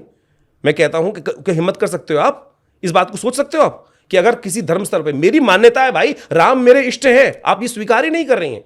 आप अपने घर की तरह मत कीजिए। आप दो अलग अलग फॉर्मूलास को ले रही हैं। अगर आप पढ़े लिखे, मैं कहूं फिर तो आप भी बायस्ड हैं। मैं साफ साफ कह रहा हूं, आप पे एलिगेशन लगा रहा हूं, मैं इस चैनल में बैठ के कह रहा हूं कि आप अगर आपने अगर ऐसे देखा जाए, नहीं आप देखिए आप छोटी सी बात को समझ नहीं, मैं मानती हूँ ये चीज। अगर बाबरी मस्जिद, आपने यहां बैठकर ऐसी गलत बात करी मिसबा जी, मैं कहूंगा अगर एक बाबरी मस्जिद की बात करते चलिए, मुसलमान ने ये चीज मान लिया कि ठीक है हमने अपने हिंदू भाइयों को दे दिया, बाबरी मस्जिद ये दे दी, फैसला आया, एक्सेप्ट कर लिया, स्वीकार कर लिया। हम ये सालों से बहस चल रही थी इसके ऊपर, 91 के अंदर बैठकर कॉम्प्रोमाइज हुआ, सब कुछ हुआ, और उसके बाद हर एक को पता था इस देश के अंदर की कौन सी स्थिति किसकी है, किसका प्लान। आपको नहीं लगता कि एक के बाद एक, एक के बाद एक, एक के बाद ये एक तरह से टारगेट करने वाली चीजें नहीं है? मुझे बताया वो जगह नहीं है क्या? धार्मिक मान्यताएं वो जगह नहीं है? साफ साफ जाके देखिए, अगर आपको दिखाई देगा 1992 से पहले अगर उस बाबरी परिसर के अंदर आप गए होते तो वहां ऐसे के ऐसे स्तंभों को उल्टा करके, उन्हीं कार्विंग वाले स्टोन्स को कार्विंग करके, मैंने देखा है वो स्थल, उन्हीं कार्विंग स्टोन्स को उल्टा कर जहां पर मूर्तियां विद्यमान थी वो उसको केवल परिसर बना दिया गया था, और उसमें तो मस्जिद नमाज हुई नहीं। 1948 से पहले भी, सेब के बाद से देखा तो कभी नमाज हुई नहीं वहां पर, और उससे पहले भी कभी ओकेजनल चलता था। अगर 1800 के अंदर अंग्रेजों की पार्लियामेंट, अंग्रेजों के जजमेंट में उनका कोर्ट जाके देखोगे तो they have accepted this thing कि ये भगवान राम की जन्मस्थली है। उससे पहले सिखों की कम से कम 5 सेनाएं वहां मरी, वहां कटी, केवल राम मंदिर को आजाद कराने के लिए, राम मंदिर को पूर्ण जीर्णोद्धार करने के लिए। अगर आप पढ़ी लिखी होकर इस बात को स्वीकार नहीं कर रही हैं तो मुझे लगता है दुर्भाग्य, फिर भारत का इतिहास फिर तो नहीं। देखिए इस्लाम भी ये कहता है, इस्लाम नहीं कहता, नहीं इस्लाम ये कहता है कि अगर आप किसी और के धार्मिक स्थल को बर्बाद करके, मतलब उसको तोड़ के वहां पर नमाज अदा कर रहे हैं, तो ये गलत है। कैसे कर रहे थे? ये भी मानते हैं आप साइंटिफिक एक्सपेरिमेंट करती, मैंने आपको साइंटिफिकली एक्सपेरिमेंट आपको के मोहम्मद, जाके के मोहम्मद को पढ़ो। के मोहम्मद तो मेरे घर का नहीं था ना, के मोहम्मद आर्कियोलॉजिस्ट था, और उसने लिखा कि भाई वो जगह परिसर राम मंदिर की जगह थी और मुसलमानों के आक्रांताओं ने उसको तोड़ा। तो ये फैक्ट है ना, यानी उसको डिनाई कर रही है। तो यानी मुझे ऐसा लगता है कि फिर तो ये, अगर आप पढ़े लिखे जर्नलिस्ट, चलिए अच्छा ठीक है, मैं मानती हूँ अगर हम ज्ञानव्यापी और अयोध्या और मथुरा को छोड़ दें, 3 तो मांगी थी, तो बाकी मस्जिदों पर फिर क्यों हर दिन ये खबरें आती हैं कि ये अवैध है, ये अवैध है, ये अवैध है? 70 साल से 3 ही तो मांग रहे थे। 70 साल से विश्व हिंदू परिषद के अगर रेजोल्यूशन में जाके देखो 3 ही तो मांगी थी, उसको भी नहीं मांगा गया। फिर अगर नहीं मांग रहे हैं, कोर्ट से ही लड़के राजी, तो फिर सब पे लड़ाई होगी। यानी अब मुझे बताइए ना, कॉम्प्रोमाइज कहां से होगा? या तो कॉम्प्रोमाइज होगा, कॉम्प्रोमाइज नहीं हो रहा, कोर्ट का decision is not a compromise, court का डिसीजन ऑर्डर होता है। कोर्ट का डिसीजन अगर कॉम्प्रोमाइज नहीं मान सकते ना, कॉम्प्रोमाइज अगर आपने 3 चीजें हम मांग रहे हैं और आप देते हैं, 3 चीज देने के लिए बात तैयार होते हैं, तो फिर तो सरेंडर है, फिर ठीक है आपने कह दिया, बाकी सब भूल जाओ। लेकिन अगर हमको कोर्ट में जाके लड़ना पड़ रहा है एक व्यवस्था को लड़ने के लिए, अपने इतिहास को सत्य साबित करने के लिए, तो फिर सबके सब लोग खड़े होंगे। आप इस बात को समझने का प्रयास की, मुझे नहीं लगता। लेकिन कुछ लोग हैं आज भी जो बाकी मस्जिदें हैं, छोटी छोटी मस्जिदें हैं, उनको गिरा रहे हैं अवैध कहकर। बहुत सारी ऐसी, मतलब कुछ चीजें अवैध नहीं भी हैं, वैध हैं, पेपर्स नहीं मिला तो सीज कर दिया। कोर्ट में क्यों नहीं जा रहे? तो ऐसे लोग क्या, मतलब आप क्या मानते हैं, ऐसे लोगों को क्या मानते हैं जो हिंदू इस तरह की चीजें कर रहे हैं? मैं कह रहा हूं आप क्या कहेंगे? कोर्ट में जाओ ना, कोर्ट में जाने का मना कर रहा है कोई आदमी? आपको न्याय व्यवस्था जाओ तो मिलेगा, न्याय मिलेगा कोर्ट में, बिल्कुल न्याय मिलेगा। कोर्ट में ऐसा नहीं है कि आपकी बात सत्य नहीं होगा, गलत नाजायज कहीं भी हो रहा है तो उसके लिए आज 21वीं सदी में कोर्ट की बात बता रही हूँ मैं आपको, कोर्ट की बात बता रही हूँ। ज्ञानवापी पे जब फैसला आया, मुसलमानों ने एक्सेप्ट किया, तो जब हिंदू पक्ष था उसने कहा कि कोर्ट ने बिल्कुल ठीक फैसला किया।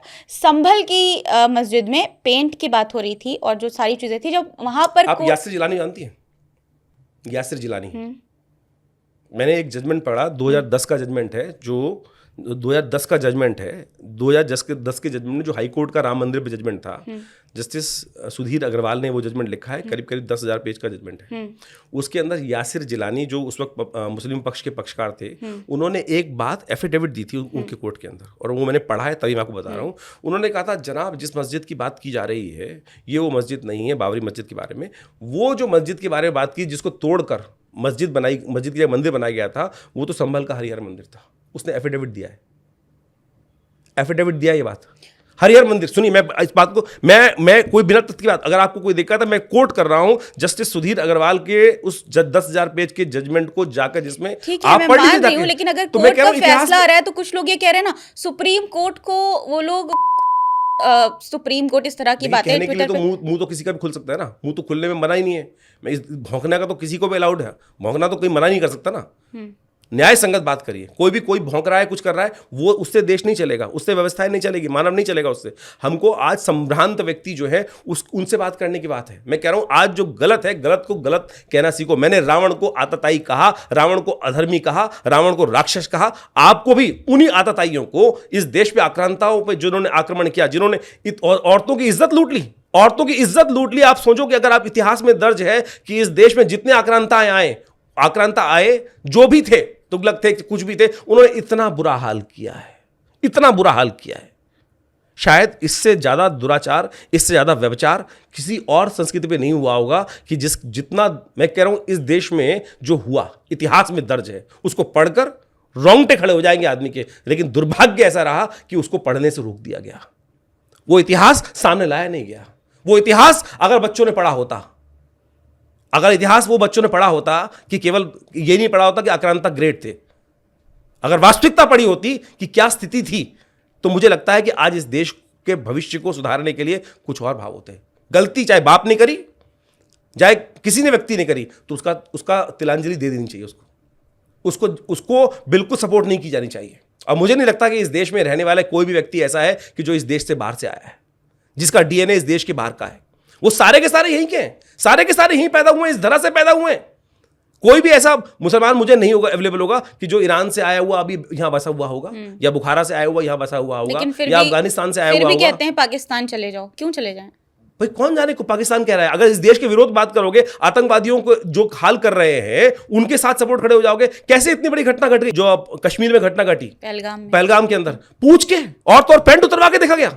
सोचो कि पैंट उतरवा के देखा गया, और उसके बाद भी आप कह रही हैं कि मतलब सामने वाला चुप बैठा है। ये घटना पुरानी घटना नहीं है भाई, सामने की घटना है। टीवी के अंदर सामने दिखाई दे रहा है कि उस आदमी की पैंट उतरी हुई है, पैंट उतरी हुई है, चेक करके देखा गया। ऐसे जघन्य अपराधियों को अगर आप संरक्षण देने की बात कर रही हो, तो मैं कह रहा हूं ऐसे आदमी को, ऐसे यहां पर आप एक व्यक्ति की शादी हुई 4 दिन पहले, वो हनीमून मनाने वहां पे गया और उसकी हत्या कर दी गई। उसी की बीवी को कह रहे थे कि 3 दिन में अपने पति को खा गई। कुछ लोग समाज को, मैं कहूंगा समाज में गलत लोग कमी नहीं है। आप पहले इस बात को डाइवर्ट ना करें। आप सुनिए मेरी, अगर कोई एक मुसलमान कुछ भी कर देता है, मान लीजिए एक फिलिस्तीन जहां पर बहुत ज्यादा जुल्म हो रहा है, बताइए इस देश के अंदर, छोटे अगर कोई उसका झंडा लेकर अभी मैं आपको एक छोटा सा एग्जांपल दे रहा हूं, गिरफ्तार कर लिया जाता है। फिलिस्तीन के ऊपर आप मुझे बताइए, जो जघन्य फिलिस्तीनियों ने वहां इजरायली जो लड़कियां थी, आपको वीडियो दिखाई नहीं दे रहा था? फिलिस्तीनियों ने किया ये, जो इजराइल में घटना घटी थी, वहां फिलिस्तीनी जब वहां पर फिलिस्तीनियों नहीं, वो एक संगठन है हमास, उनके लोगों ने जो भी किया, लेकिन आप उसका मतलब मासूम लोगों को क्यों दे रहे? फिलिस्तीन के लोगों ने कुछ नहीं किया। उनके सपोर्ट में क्यों बैठ गए आप लोग? सपोर्ट में क्यों बैठ गए? अभी हमारे देश के एक मूर्धन्य पॉलिटिशियन है कि जो एक बैग लेके पहुंच गई थी मुशीराबाद में, हिंदू मर रहे थे, मुशीराबाद में हिंदू मर रहे थे, मुशीराबाद में हिंदू मर रहे थे, वहां पे नहीं हुआ। बांग्लादेश में हिंदू मर रहे थे, कोई बांग्लादेश का बैग लेके नहीं चला। आप सपोर्ट कर रहे हैं मुर्शिदाबाद में हिंदुओं के साथ अत्याचार हो रहा है, वो आप सपोर्ट कर रहे हैं ना उन लोगों को? मैं कहा, मैं हम भी सपोर्ट मेरे देश की बात है, कहां सपोर्ट कर रहे हैं भाई? बिल्कुल मुझे बताइए, फिलिस्तीन के लोग मुझे बताइए कौन सी घटना घटी कि इस देश के अंदर कभी जो मुर्शिदाबाद के अंदर, बांग्लादेश के अंदर हिंदू मर रहे थे, मुर्शिदाबाद के अंदर हिंदू मरे, और अभी जो कश्मीर के अंदर लगातार घटनाएं घट रही हैं, कौन सा ऐसा ऑर्गेनाइजेशन जो था कि जिन्होंने उन आतंकवादियों के खिलाफ फतवा दिया हो? किसी मौलाना ने फतवा दिया हो? आपको पता है घटना क्या आई थी मुर्शिदाबाद के अंदर? मुर्शिदाबाद के अंदर घटना आई थी कि मुसलमान लोग आ रहे हैं और 200 गांव लोगों के घर को घेर के मार रहे हैं। 21वीं सदी में घेर कर हम मिडिल एज की बात नहीं कर रहे हैं। आज के समय में अगर ऐसी घटनाएं घट रही हैं और उसके बाद हम कह रहे हैं मानव, अरे भैया कहीं ना कहीं परवरिश में फर्क है, कहीं ना कहीं सीख में फर्क है, एजुकेशन देनी पड़ेगी। बहुत सारे मुसलमान, अभी आप बाबरी की सपोर्ट कर रही थी, नहीं बिल्कुल मैंने बाबरी की सपोर्ट कर रही थी। अगर माननीय सर्वोच्च न्यायालय के अनुसार से डिसीजन आ गया, उसके बाद अभी आपको मुसलमानों ने माना उसको, मैं भी मान रही हूं, नहीं माना मुसलमानों ने भाई, नहीं माना। किसी मुसलमान एक शाम ने बावरी कहा- के नाम, एक शाम किसी बावरी, मुसलमान ने ये नहीं कहा कि SDPI राम मंदिर नहीं था वहां पर। SDPI के प्रवक्ता ने एक शाम बावरी के नाम, ओवैसी साहब कहते हैं कि जब तक मेरी आने वाली जनरेशन होगी उनको मैं याद दिलवाता रहूंगा कि बावरी क्या थी। अरे भाई बावरी क्या थी हर एक को पता है। इस देश में राम मंदिर, राम से जन्म हुआ है, राम हमारे इष्ट है, और उनकी उस जन्मस्थली पर किस प्रकार से आक्रांताओं ने जो स्थिति करी, ये अगर या तो इतिहास को मानो मत, इतिहास को मानता है, हर मुसलमान मानता है, लेकिन फिर भी आज हर धर्म पर अड़ा हुआ है, इसीलिए इसका विरोध है। देखिए आपने एक क्रिश्चियनिटी में एक चीज बताई, आपने बोला कि अगर किसी ने कुछ गुनाह किया, कुछ पाप किया, तो उसका एक भेड़ बताया आपने कि उसका बलि दे दो। एक छोटा बच्चा अगर भेड़ बड़ा हो गया तो छोटे बच्चे को दे दो। तो उसी तरह से अगर फिलिस्तीन की बात करें, जैसे आपने कहा कि उन्होंने इसराइल की बात की, तो उसी तरह से अगर मान लेते हैं कि कुछ लोगों ने अगर गलत किया, तो क्या मासूम छोटे छोटे बच्चे जो अभी जन्म लेकर उन्होंने दुनिया देखी भी नहीं है, उनके ऊपर बम बरसा देना, मैडम आप रॉकेट बरसा देना, क्या सही मिसइंटरप्रिटेशन है? कर रही हैं, फिर मिसइंटरप्रिटेशन नहीं, कर रही हैं। बिल्कुल नहीं। आप सुनिए, वहां पर जाके जो वहां पर आप जाके देखेंगे गाजा पट्टी के अंदर, तो उन आतंकवादियों ने बच्चे सिविल, कितने हैं? अरे सुनिए तो सही, सिविल एरिया के अंदर जाके, जो आज पाकिस्तान कर रहा है, जो आज पाकिस्तान कर रहा है कि सिविल एरिया के अंदर उन लॉन्च पैड्स को जाके शिफ्ट कर रहा है।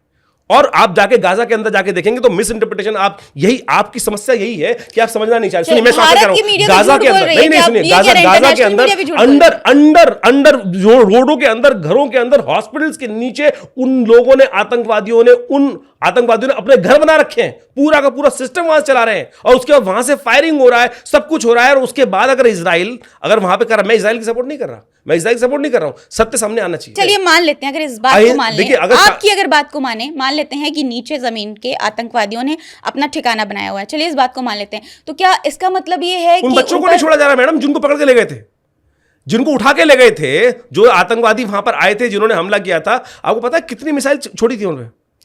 रिपोर्ट्स कहीं आई है, 5,000 आपने बोला ना, जो 5,000 मिसाइल्स, अरे 5,000 पाइपलाइन। आपको पता है किस प्रकार से इंटरप्रिटेशन था कि जो इजराइल की मिसाइलें थी, वो एक एक मिसाइल जो थी करीब 50-50 लाख रुपए की मिसाइल थी, और वहां जो उस वक्त आतंकवादियों ने बनाई थी पाइपलाइन में, जिसकी कॉस्ट 10,000 रुपए में बन जाती है एक मिसाइल के तौर पर, जो काम कर रहे थे वो टेक्नोलॉजी का मिस इंटरप्रिटेशन करके यूज कर रहे थे। क्या घटना थी वो? आप समझ नहीं, आप इसका मूल कारण नहीं समझ रहे, आप केवल यहां ये देख रहे हैं कि वो मर रहा है, आदमी मर रहा है। अरे कारण क्या है, पीछे तो देखो भाई, क्या हो रहा है इस राजनीति को, कौन चला रहा है, कौन मुद्दे चला रहा है ये। जब तक हम वो नहीं देखेंगे ना, मरता रहेगा बेचारा आदमी, तो कभी हिंदू कभी मुसलमान मरता रहेगा। मूल कारण देखो, मूल कारण देखो, मूल कारण देखो। और जो गलत, जहां भी गलत हुआ है, इतिहास में कहीं भी गलत हुआ है, हमारी इधर से हिंदू से गलत हुआ है, मुसलमान से गलत हुआ है, ईसाई से गलत हुआ है, उसको गलत कहना सीखो। जो नरसंहार हो रहा है वहां पर, आप उसका मतलब सपोर्ट कर रहे हैं? बिल्कुल नहीं कर रहा, मैं नहीं कर रहे हैं। बिल्कुल नहीं सपोर्ट कर रहा। कुछ मैं कह रहा हूं, क्या बिल्कुल मैं सपोर्ट बोल नहीं रही कर हूँ, रहा। बहुत लोग हैं, आप कमेंट्स देख लीजिए, अगर किसी भी आप देख लेंगे, मैं अपने देश की बात समझ रहा हूं, मैं अपने देश की बात सोच रहा हूं। अभी 10 दिन पहले अपने घटना देश घटी की बात पहलगाम के अंदर, अभी आपने देखा नहीं, आपने एक बार यहां बोल दी थी, आप ये पहलगाम में एक बार बोल दी थी कि जिन लोगों ने मारा बहुत गलत किया, नाम पूछ के मारा।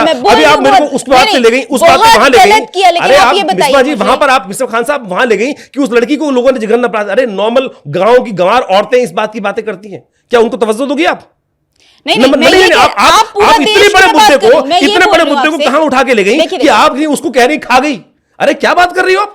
मैं कह रहा हूं, अरे भाई धर्म के जिनके, अरे अनपढ़ गंवार आदमी, उस अनपढ़ गंवार आदमी की आप बात कर रहे हो? अरे मैं कह रहा हूं, इतना जघन्य अपराध कर दिया, सोचें कि तो ऐसे अनपढ़ गंवार लोगों को सजा क्यों नहीं होती? अगर कोई मुसलमान अगर कुछ कर देता है, अरे भाई गोली मारने वाले को सजा दिलवा नहीं रही आप, और जो केवल एक शब्द कह रहा है उसकी सजा की बात कर रही हो। जो लोग पूरी कम्युनिटी, अरे कैसे आ गए आतंकवादी? कहीं ना कहीं सरपरस्ती मिली होगी ना। बिल्कुल मैं ये मानती हूं, कश्मीर में, अगर अभी आप सुनिए, कश्मीर के अंदर जो घटना घटी है, नहीं सुनिए, एक बार सुनिए, कश्मीर के अंदर जो घटना घटी है, ऐसे फैक्ट्स आ रहे हैं कि जो वहां पर घोड़े वाले थे, जो भी वहां पर लोग काम कर रहे थे, उन सबको पता था कि यह घटना घटने वाली है, उन सबको पता था घटना घटने वाली है, और ऐसे वीडियोस अवेलेबल है। बड़ी विचित्र स्थिति दिखाई देती है। आप समझिए कि वहां पर एक मुसलमान को आज वीडियो ट्रोल किया जा रहा है कि जो मुसलमान वहां पर बचाने का काम कर रहा था, किसी ने एक वीडियो वो नहीं बनाया, किसी एक वीडियो ट्रोल हो रहा है कि जिसने एक मुसलमान ने किसी को बचाते हुए कार्य करने का काम किया, लेकिन किसी के पास वो वीडियो नहीं बना कि जिसके अंदर उस आतंकवादी की फोटो खींच रही हो, आतंकवादी घटना घटते हुए क्लियर फोटो आ रही हो। ये सारा का सारा खेल कहां से चल रहा है, हमको आज समझने की आवश्यकता है। बिल्कुल, देखिए मैं आपकी बात मानती हूँ कि पहलगाम में जो कुछ हुआ उसमें अगर लोकल लोगों का हाथ नहीं होता तो ये चीजें बिल्कुल नहीं होती, मैं इस चीज को मानती हूँ। लेकिन क्या देते हैं माता, एक बात सुनिए, बिल्कुल मैं मानती हूँ, कश्मीर में आज भी ऐसे लोग मौजूद हैं। मेरे पास एक मेरे मित्र थे, मिलिट्री से आए थे, अभी कुछ दिन पहले मेरे पास बैठ रहे थे। आप समझे, वहां मैं इस बात को बोलना नहीं चाहता था, मैं इस बात को बोलना नहीं चाहता कि जब भी वो आतंकवादी आते हैं उन घरों में रहने के लिए, आदमियों को एक जगह बंद कर दिया जाता है और जिहाद के नाम पर जिहाद के नाम पर इस बात को हमें समझना चाहिए कि वहां उनको खाने को, पीने को और सब कुछ शरीर तक समर्पित कर दिया जाता है, क्योंकि ये जिहाद के रास्ते पे, अल्लाह के रास्ते पे।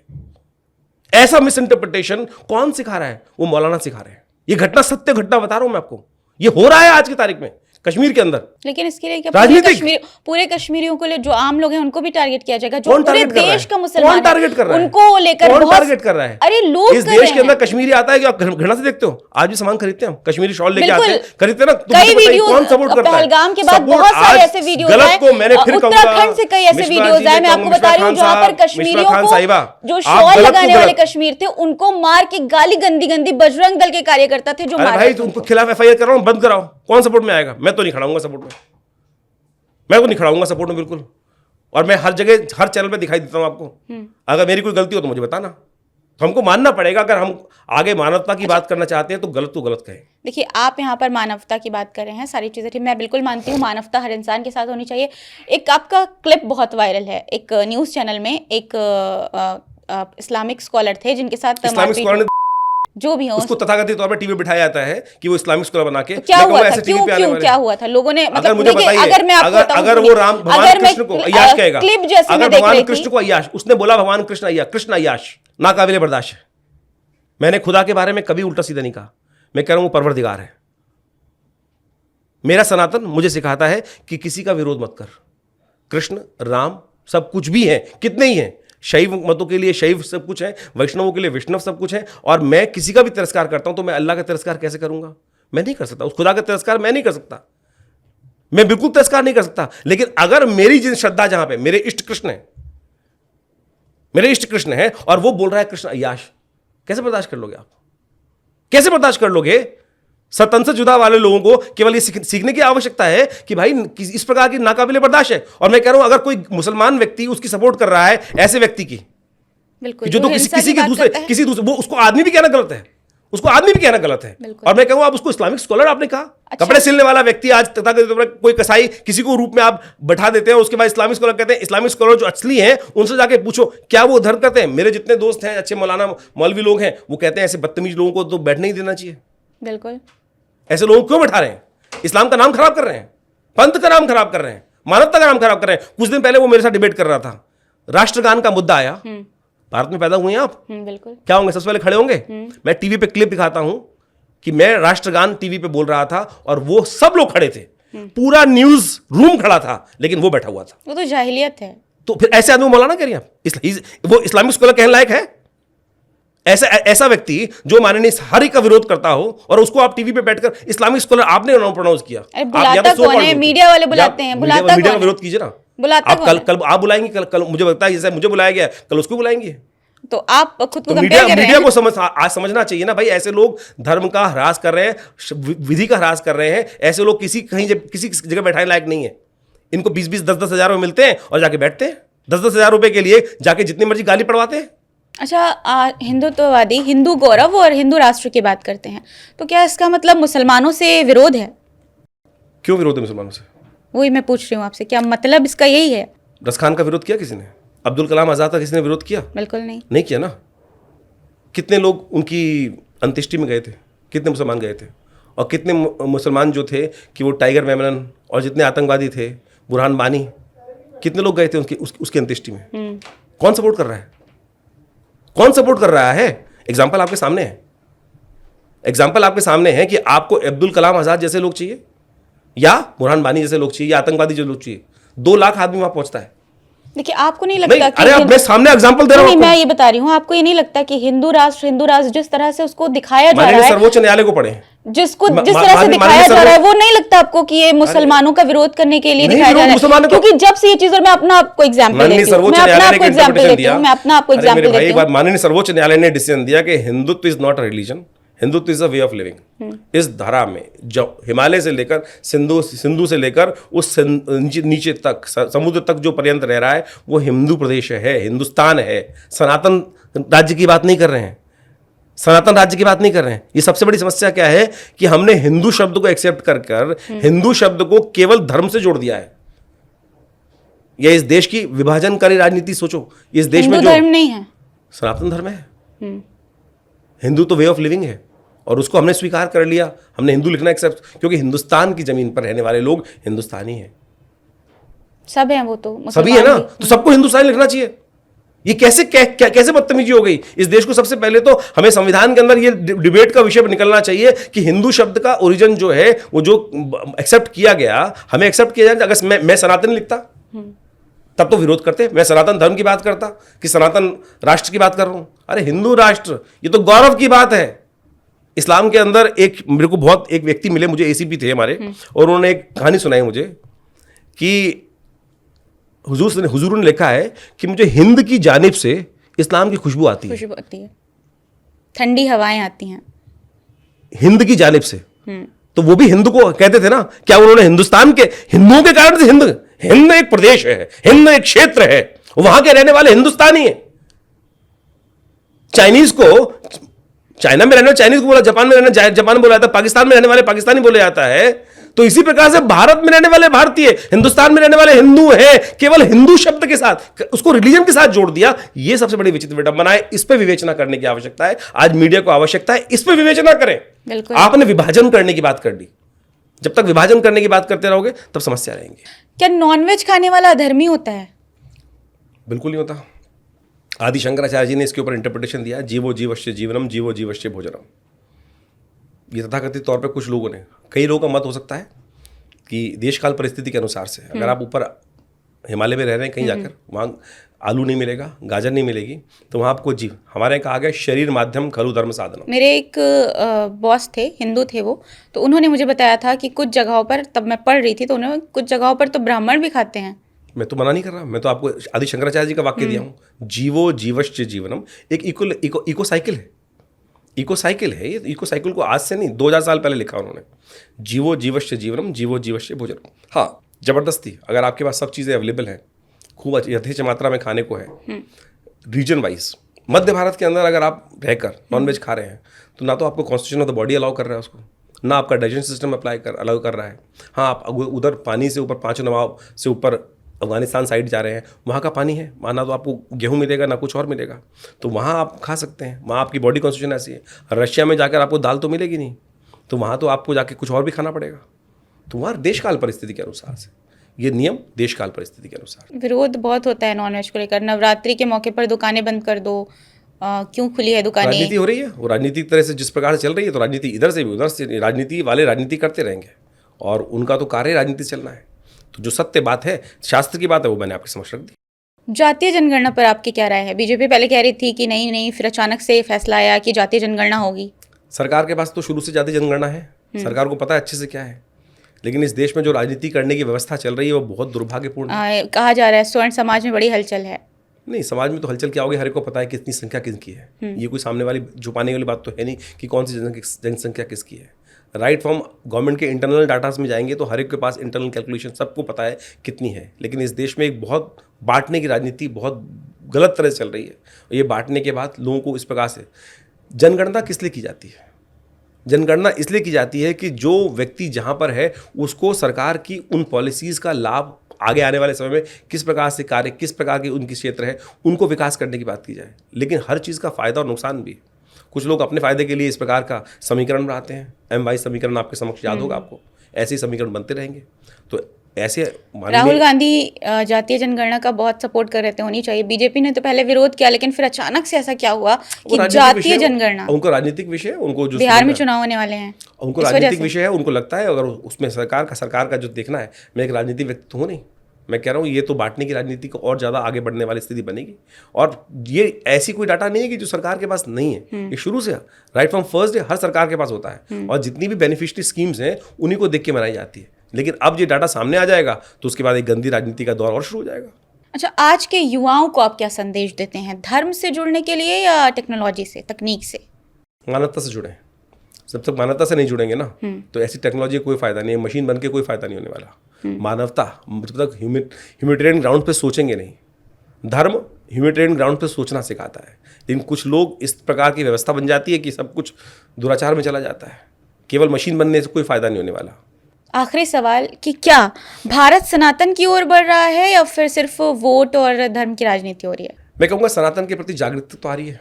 हम प्राचीन में कहाँ थे, क्या थे, इसको जानने की जागरूकता तो बढ़ी। तो वही बात हो गई कि राजनीति धर्म को हथियार बना रही है।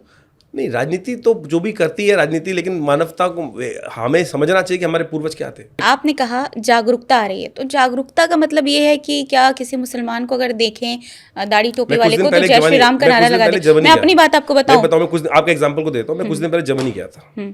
जर्मनी के अंदर मैंने हिटलर के बारे में जाके पूछना चाहा।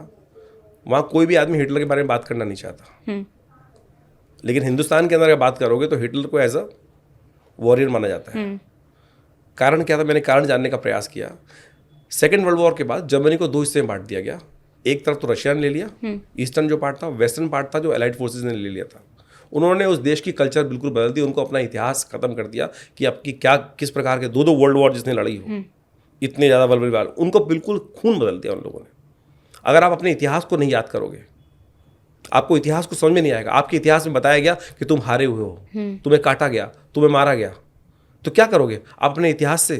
अगर आपके माँ बाप के संबंध में, दादाओं के संबंध में ये कहा जाए अरे हारे हुए लोग थे, कुछ नहीं करते थे, खाना बदोश थे, इधर से उधर भागते थे, लड़ना जानते नहीं थे, तो आपके अपने माता पिता के प्रति आपके मन में रहेगा यार बेकार थे।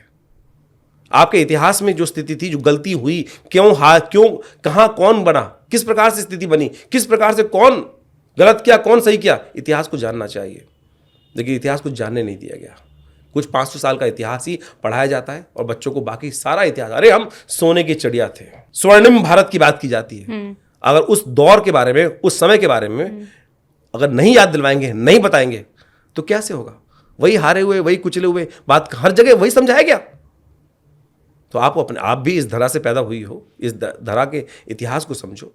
कुछ तथाकथित तौर पे जो लोग दुराचार करने की बात करते हैं, इस देश के मुसलमान में स्थिति आप आज़ादी के टाइम पे बताऊं, कह दिया गया, कुछ लोगों ने ऐसी बात दी कि अंग्रेज़ों ने इस देश को मुसलमानों से लिया था, तो मुसलमानों को वापस करके देना चाहिए। तो आज़ादी की लड़ाई में तो मुसलमानों ने भी बहुत सहयोग किया, बहुत सारे लोग हैं जिन्होंने सपोर्ट किया, बिल्कुल सपोर्ट किया, बहुत लोगों ने सपोर्ट किया होगा। हमारे भी लेकिन उसके बाद मुझे बताइए, उसके बाद भी अगर विभाजन हो गया ना, अगर इस देश का 1/3 हिस्सा ले लिया, हिंदुस्तान से प्यार करते थे वो तो यहीं पर है ना, फिर भी उनको कहा जाता है पाकिस्तान। अब उस इतिहास में मैं कभी अलग से बात करूंगा। अगर वास्तविकता और समझने का हम प्रयास करेंगे तो क्या स्थिति थी, कैसे रोका गया, क्या रोका गया, कहाँ कहाँ क्या हुआ, वो हर चीज़ समझ में आनी चाहिए हमको। ये कोई 2 मिनट में बात करने वाली बात नहीं है, वो एक बहुत बड़ा विषय है, उसके बाद अलग से विषय बात होनी चाहिए। लेकिन इस देश का 1/3 हिस्सा चला गया और उनके पास जो स्थिति थी, उसके बाद भी वो जो स्थिति मची वो गलत रही। तो ये जो हिंदू राष्ट्र की बात होती है, आपको नहीं लगता कि युवाओं में इस तरह का मैसेज जा रहा है कि हिंदू राष्ट्र का मतलब मुसलमानों से विरोध है? क्योंकि देखिए, मैं अपना आपको बताऊं, मैं मुस्लिम हूँ, मैं मुस्लिम हूँ। एक एरिया है जहाँ मैं रहती हूँ, तो मैं जा रही थी तो 2 लड़के थे, बाकायदा उन्होंने तिलक लगाया हुआ था, तो मेरे को देख के वो लोगों ने जय श्री राम इस तरह का कुछ चीजें बोली। तो तुरंत 100 नंबर कॉल करना चाहिए था। नहीं तो मैं बता, तो बाइक से थे, चले गए, मैं क्या नंबर आपके मोबाइल था, नंबर याद कर सकती थी आप। अगर आप इतनी अलर्ट नहीं हैं, गलत व्यक्ति को तुरंत सजा देनी चाहिए। और आप अगर उस पर एक्सेप्ट कर रही हैं, आप कुछ नहीं कर, अबला नहीं है भाई, आप भारत की नारी हैं। ईंट का जवाब पत्थर से देना आना चाहिए आपको। टेक्नोलॉजी आपके पास है, तुरंत नंबर याद कीजिए। और नहीं काम कर रहा तो मुझे सपोर्ट बताइएगा, कम से कम हम साथ खड़े होंगे। चलिए, आज के लिए इतना ही। बहुत बहुत शुक्रिया आपका आने के लिए यहाँ पर रामी टॉक्स में। आप देख रहे हैं रामी टॉक्स, और अगर किसी बात पर भी आप कुछ अपनी बात रखना चाहते हैं, मेरे साथ जुड़ना चाहते हैं, तो आप अपने कमेंट्स को हमारे चैनल पर भेज सकते हैं। हम आपके तमाम बातों को ध्यान देंगे और उन पर भी विचार करने का प्रयास करेंगे। रामी टॉक्स पर आप सबका स्वागत है।